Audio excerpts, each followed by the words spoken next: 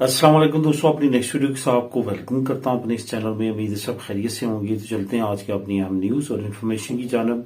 सबसे पहले दोस्तों बात करेंगे कि स्पेन नेशनलिटी पर दीगर ममालिक में जाके काम करने वालों के लिए कौन से जरूरी इकदाम हैं जो उन्होंने लाजमी करने हैं अगर वो आने वाले वक्त में परेशानी से बचना चाहते हैं।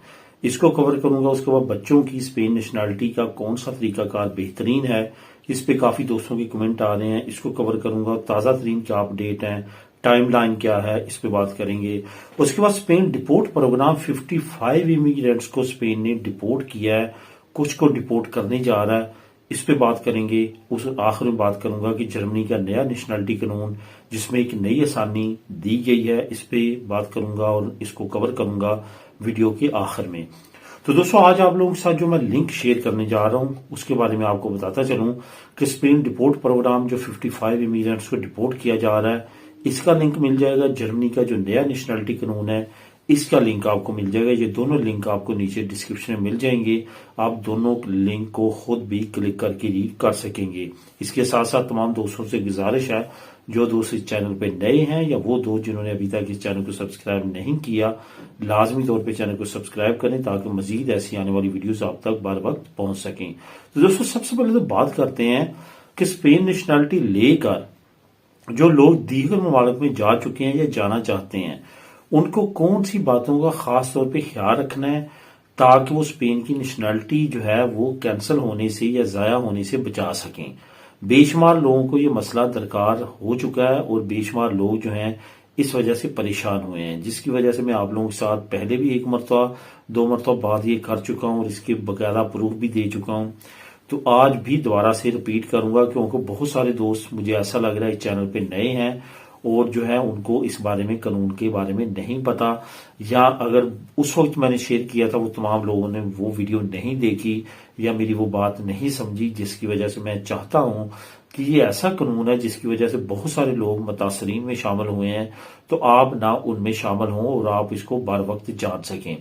देखें, जब आप किसी थर्ड कंट्री से आते हैं यूरोपीय यूनियन में, यहां पे आगे किसी मुल्क की आगे नेशनलिटी लेते हैं और यहां पे मैं टारगेट स्पेन को ही करूंगा क्योंकि ये स्पेन का कानून है। स्पेन में आते हैं और स्पेन की आपने नेशनलिटी ले ली।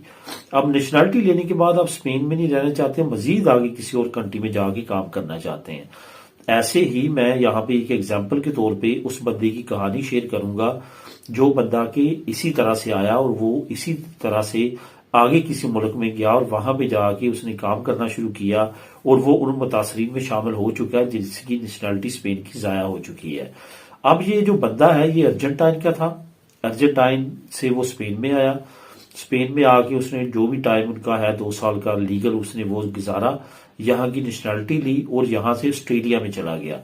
वो किसी प्रोफेशन में था और वहां पे उसने काम शुरू किया ऑस्ट्रेलिया में और वहां पे उसको वर्क परमिट मिला और उसने वहां पे काम करना शुरू कर दिया। वहां पे काम करते करते जो वहां का उसका टाइम पीरियड था उस टाइम में उसने वहां पे काम किया और वो इस तसल्ली में रहा कि मेरे पास स्पेन की नेशनलिटी आ चुकी है, अब मैं जो है वो यहाँ पे काम करता हूँ और जब मेरी ये नेशनलिटी जो है वो खत्म होने वाली होगी तो मैं एम्बेसी जाके इसको अपने पासपोर्ट रिन्यू करवा लूंगा। और उसकी जो नेशनलिटी थी वो खत्म होने में तकरीबन, यानी कि उसका पासपोर्ट एक्सपायर होने में तकरीबन तकरीबन जो है वो 3 साल कुछ हफ्ते रहते थे। अब हुआ क्या कि उसका जो है वो पासपोर्ट जब खत्म हुआ और वो वहां पे जो स्पेन की एम्बेसी या कौंसिल जहां पे ऑस्ट्रेलिया में वो रहता था करीब 3 थी, वो वहां पे गया और उसने वहां पे जाके कहा कि मैं यहाँ पे अपना पासपोर्ट रिन्यू करवाने के लिए आया हूँ। तो उन्होंने जब उसका पासपोर्ट रिन्यू करने के लिए लिया और वहां पे तमाम चीजें देखी तो उसने कहा कि आपकी नेशनलिटी जो है वो तो खत्म कर दी गई है। तो उसके जो है वो आपको पता है जब किसी बंदे को जिसकी बेस पे वो वहां पे काम कर रहा है और जिसकी एंट्री है जिसकी बेस पे और वहां पे उसको फ्री एंट्री मिली है और सारी चीजें, वो उसकी नेशनलिटी ही खत्म हो जाए तो फिर जाहिर है उसके लिए तो बहुत बड़ी परेशानी होगी। तो वो बहुत ज्यादा परेशान हुआ और उसने एम्बेसी और कौंसिल से पूछा कि ऐसा कैसे हो सकता है कि मेरे पास स्पेन की नेशनलिटी है और उसको खत्म कर दिया गया। तो उन्होंने एक उसको कानून समझाया, एक लॉ समझाया, जिसका उसने बाद में सोशल मीडिया पे बहुत वाबिला मचाया, तमाम लोगों को बताया कि इस कानून को जानो वरना आपकी नेशनलिटी भी खत्म हो सकती है। हमें तो ऑलरेडी मालूम था, लेकिन ये जो वाबिला उसने मचाया उससे उन लोगों को पता चला जिनको इस कानून का पता नहीं था। वो कानून क्या है?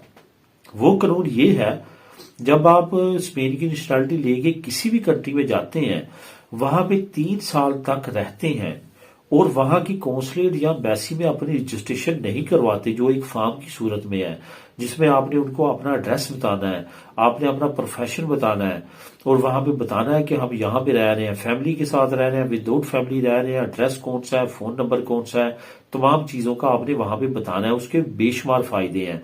एक तो ये कि खुदा न खास्ता उस खित्ते में, उस मुल्क में, उस जगह पे भी डिजास्टर आता है तो आप हैं तो स्पेनिश, आपका जो नेशनलिटी है वो स्पेन की बेस पे आप वहां पे गए हैं और काम कर रहे हैं, बर वक्त एम्बेसी कौंसलेट आपसे राब्ता करके आपकी मदद को पहुंच सकती है। इसके साथ साथ आपने 3 साल के अंदर अंदर एम्बेसी कौंसलेट को, हुकूमत को ये बताना है कि मैं अभी भी इंटरेस्टेड हूं स्पेन की नेशनलिटी में, इस मुल्क में तो मैं सिर्फ और सिर्फ काम के लिए आया हूं, यहाँ पे रह रहा हूं, लेकिन मैंने स्पेन की नेशनलिटी रखनी है, उसको खत्म नहीं करना। ये 3 साल के अंदर अंदर आपके पास पीरियड होता है जिसमें आपने वो साइन करना सर्टिफिकेट, उस पर तमाम इन्फॉर्मेशन ये प्रोवाइड करनी है। उसके बाद आपका काम खत्म। वो जो 3 साल का टाइम पीरियड है वो रिस्की है, उसके बाद आपको ये करने की जरूरत नहीं पड़ती और आप उसके बाद आजाद होते हैं, उसमें आपको प्रॉब्लम नहीं होती। लेकिन एक मरतबा आपने ये लाजमी तौर पे अपनी रजिस्ट्रेशन करवानी होती है।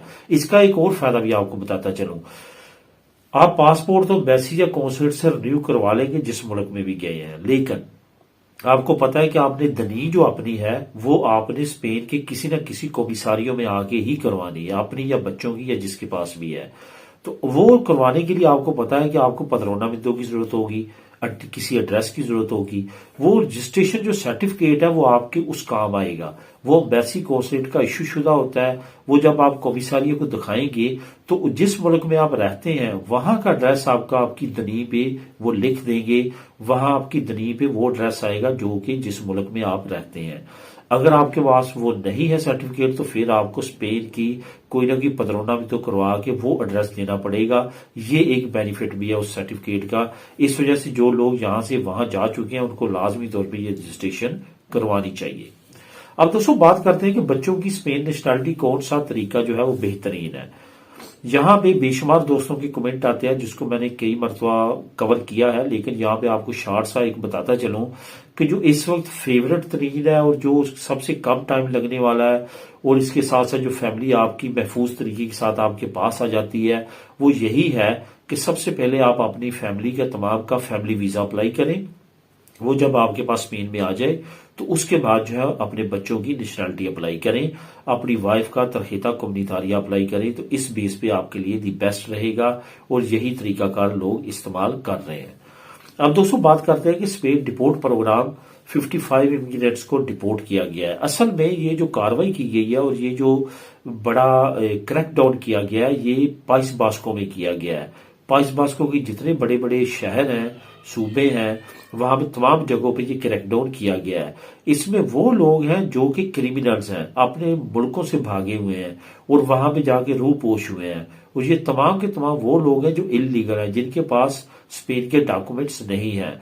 क्योंकि इनके पास डॉक्यूमेंट इस वजह से भी नहीं है कि इनके मुल्क का जो है वो करेक्टर सर्टिफिकेट नहीं बन सकता था क्योंकि ये क्रिमिनल थे, और यहाँ पे भी इनको जो है वो अंडर एब्रीवेशन रखा गया था। इनकी जो है वो तमाम कार्रवाई, तमाम मूवमेंट को वॉच किया जा रहा था और नेशनल पुलिस ने इनको पकड़ा है और अब इनकी होम कंट्रीज के लिए इनको डिपोर्ट करने के लिए इंतजाम किए जा रहे हैं। काफी को डिपोर्ट कर दिया गया है और कुछ को डिपोर्ट करना अभी बाकी है। मजीद डिटेल आप नीचे लिंक नंबर 1 को क्लिक करके खुद भी रीड कर सकते हैं। अब दोस्तों आखिर में बात करूंगा एक अहम न्यूज की। जर्मनी वैसे तो इमिग्रेशन तमाम कवानीन में बहुत आसानियां लेके आ रहा है, खासतौर पे क्योंकि इनको काफी ज्यादा लोगों की डिमांड है, बहुत ज्यादा इनको लोग चाहिए काम करने के लिए। इनकी अपनी जो पॉपुलेशन है वो डिक्लाइन की सूरत में नीचे जा रहा है ग्राफ बर्थ रेट का, तो इस वजह से भी इनको आने वाले वक्त के लिए भी ये प्लान कर रहे हैं इमिग्रेंट्स की ज्यादा से ज्यादा जो यंग लोग हैं, यंग पॉपुलेशन है, इनको चाहिए। तो इस वजह से इन्होंने कवानीन काफी ज्यादा नरम करना शुरू कर दिया। अब जो नई अपडेट है उसके मुताबिक इन्होंने जो नेशनलिटी के कवानीन है उनमें काफी ज्यादा नरमी की है। पहले 8 साल था, अब 5 साल कर दिया गया है। 5 साल आपने वहां पे लीगल रहना तो आप वहां पे जो है नेशनलिटी अप्लाई कर सकते हैं।